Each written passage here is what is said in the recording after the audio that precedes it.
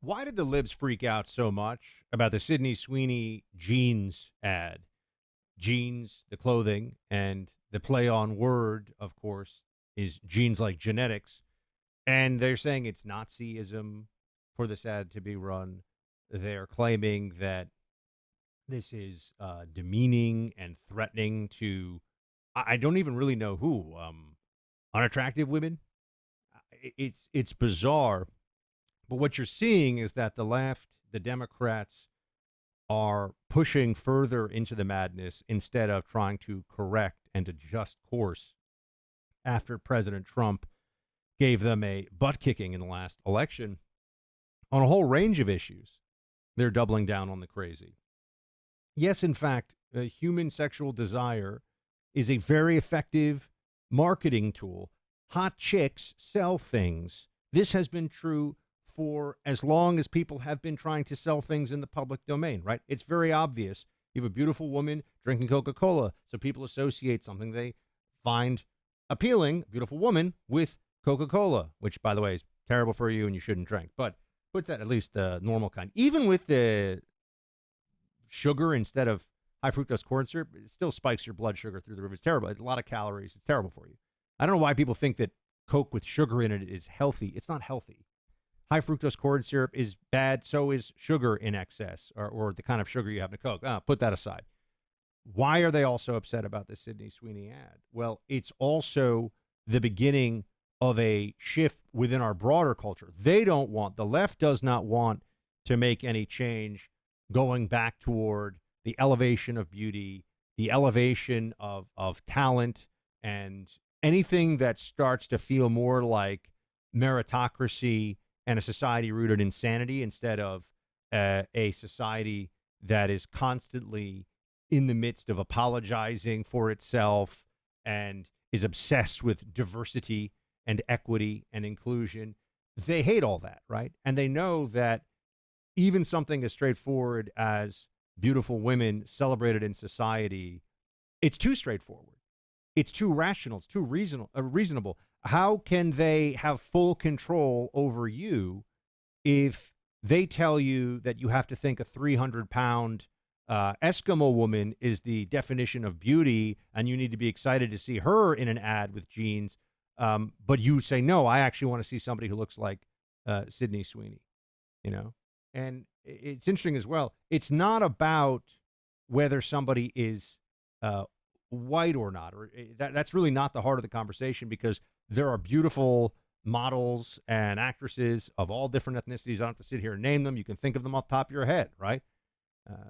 And yet what they were doing was trying to change the standard of beauty to what is not beautiful, what is not physically appealing, and what should not be celebrated. And there's something intentionally demeaning about a cultural mandate to go against what we all know is something that should be appealing, right? To reject what we like. It would be like a cultural mandate to say that food that tastes bad is what you should want to eat. But no, I don't want that. I want food that tastes good. You see, it's all about manipulation and obedience. And this is, and there's a lot of issues here that come together with something as simple. And I know it seems silly. Oh, it's an ad with an attractive blonde woman with, who is buxom. And it's all about how we are going to market things going forward. Yeah, that's a part of it, but there's a lot more that is at work as well. Their ability to tell you anything, to tell you to do whatever it is they want you to do.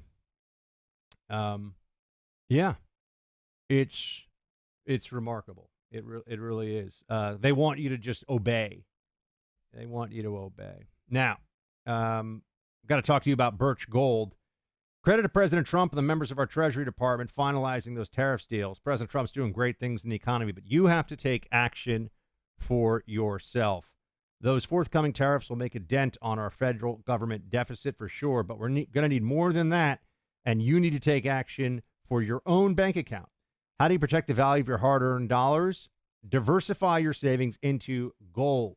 Gold is an appreciating asset, up 40% the past year, and central banks from other countries continue to bolster the demand for gold by buying it in record quantities.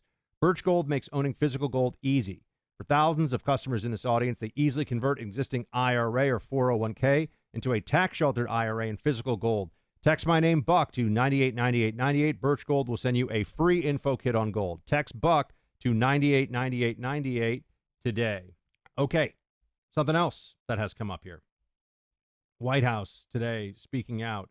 Here we have Caroline Leavitt speaking out on the policy of stopping gender transition for kids. And here's what she had to say about that.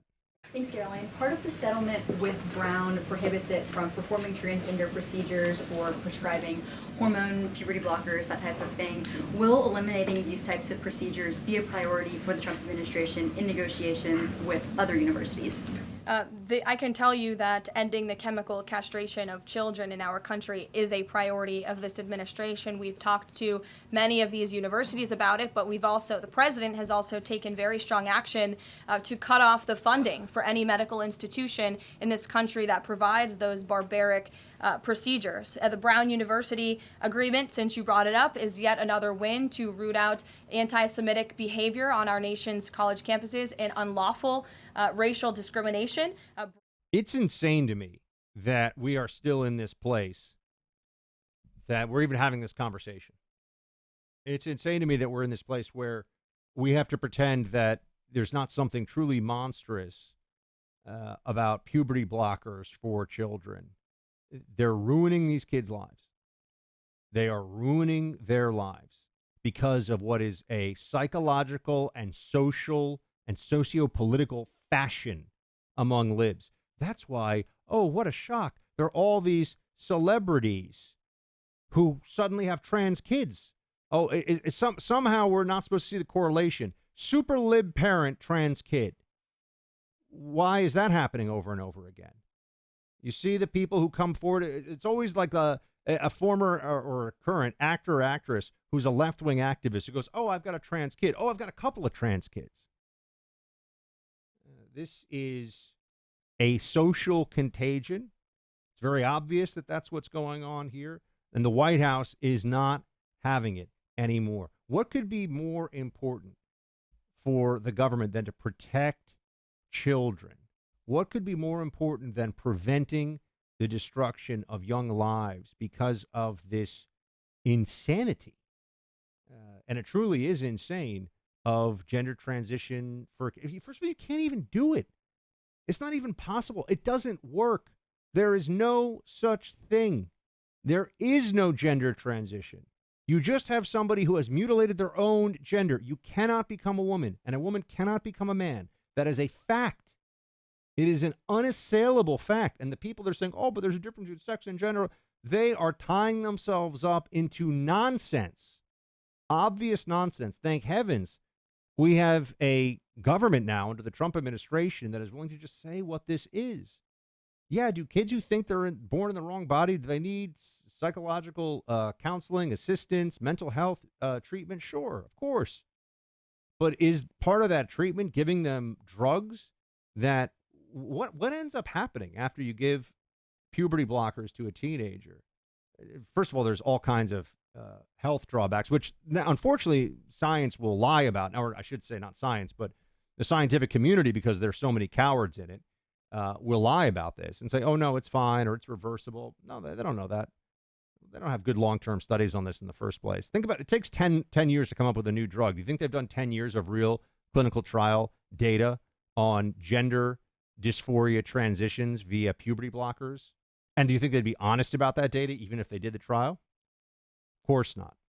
So this still goes in the pile. It's the same idea I was talking about before with Sydney Sweeney, beautiful woman selling jeans and the left freaking out. There's something deeply abnormal about the Democrat core. There's a deep sense of malcontent and bitterness and resentment that is right at the center of the modern Democrat mindset. And part of this is, I think, driven by their desire to do whatever they can do to bring as many people into this madness as possible, because there's no way out of it. There's no way to get around it.